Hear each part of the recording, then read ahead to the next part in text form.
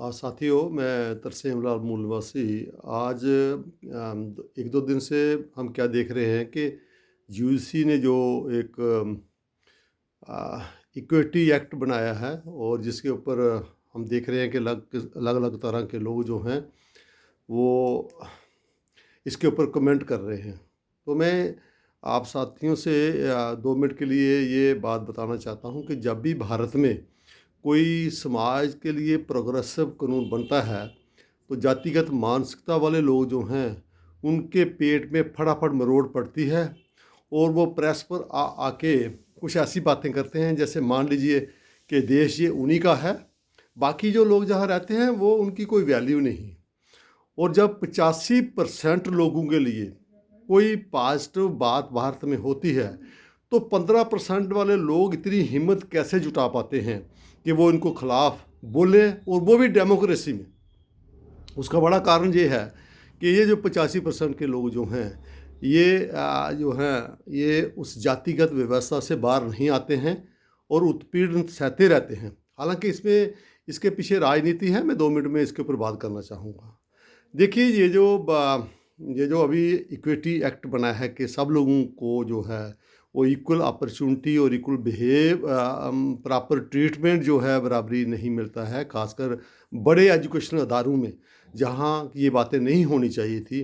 तो इसकी बैकग्राउंड ये है कि रोहित वेमुला का जब सुसाइड हुआ तो बड़े पैमाने पे उसकी चर्चा हुई और उसके पेरेंट्स जो हैं और एनजीओ कोर्ट में गए। कोर्ट के ऊपर बड़े पैमाने पे इसके ऊपर बहस हुई और कोर्ट की गाइडलाइन है कि जो एजुकेशन अदारे हैं वहाँ कोई ऐसी कमेटियाँ बननी चाहिए जो है इसके ऊपर चेक रखें, अगर कोई ऐसी बात हो तो उसका निपटारा हो जाए।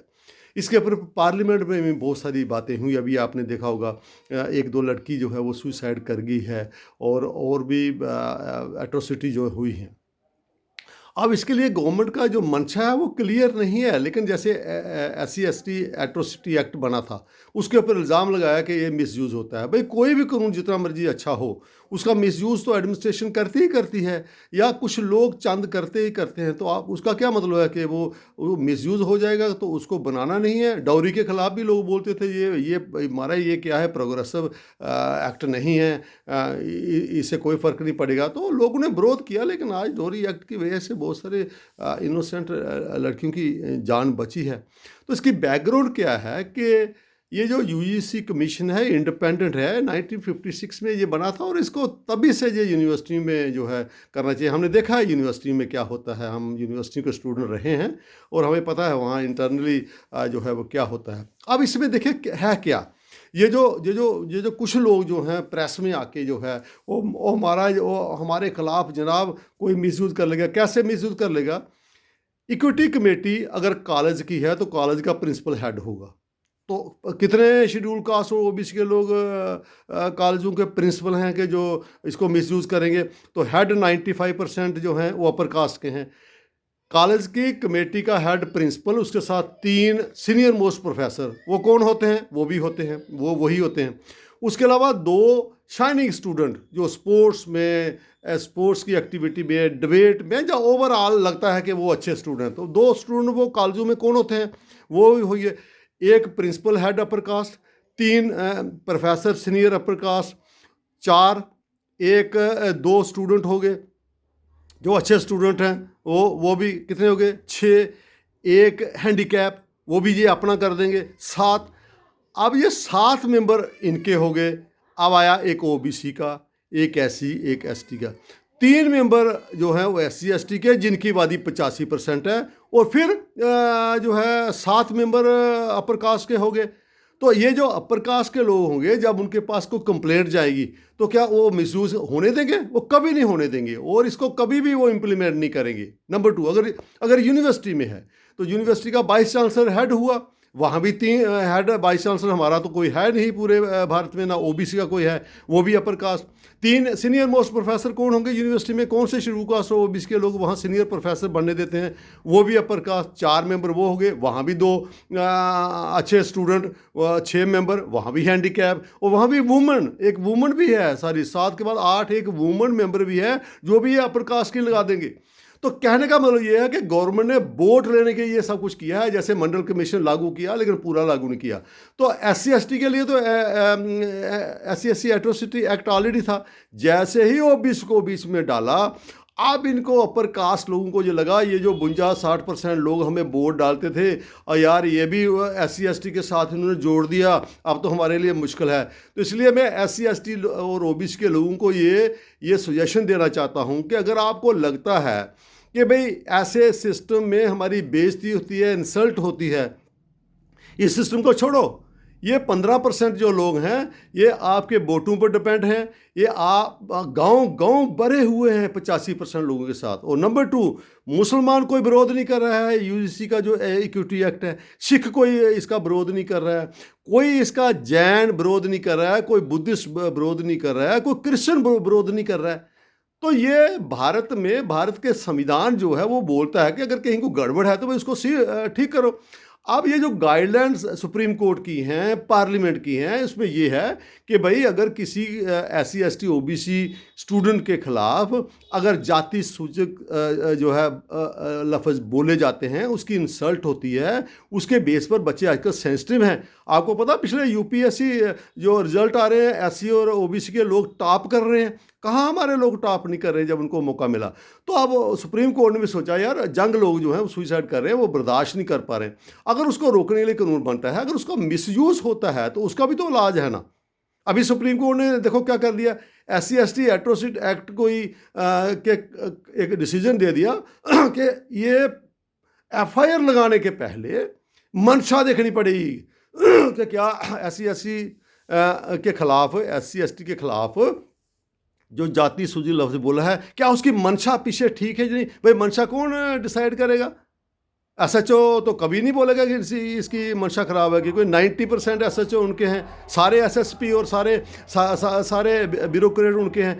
तो सुप्रीम कोर्ट भी इसको डिल्यूट कर देता है। भारत में कोई एजेंसी, चाहे वो जुडिशरी है, चाहे वो लेजिस्लेचर है, चाहे वो एग्जीक्यूटिव है, चाहे वो प्रेस है, ये 85% की कोई नुमाइंदगी नहीं हो रही है। इसका बड़ा कारण ये है कि हम लोग जो हैं हम इनके साथ खाम खा जुड़े हुए हैं। पहले वर्ण व्यवस्था के वजह से हमें वो काम दे दिए जो अनप्रॉफिटेबल थे, जिसमें रिस्पेक्ट नहीं थी, उसके बाद जातियां बना दी और अब 1950 तक हज़ारों साल लूटते रहे। 1950 के बाद थोड़ी सी हम लोगों को डेवलपमेंट करने का मौका मिला, तो आप तरह तरह के जो है प्रेस कॉन्फ्रेंसें करते हैं।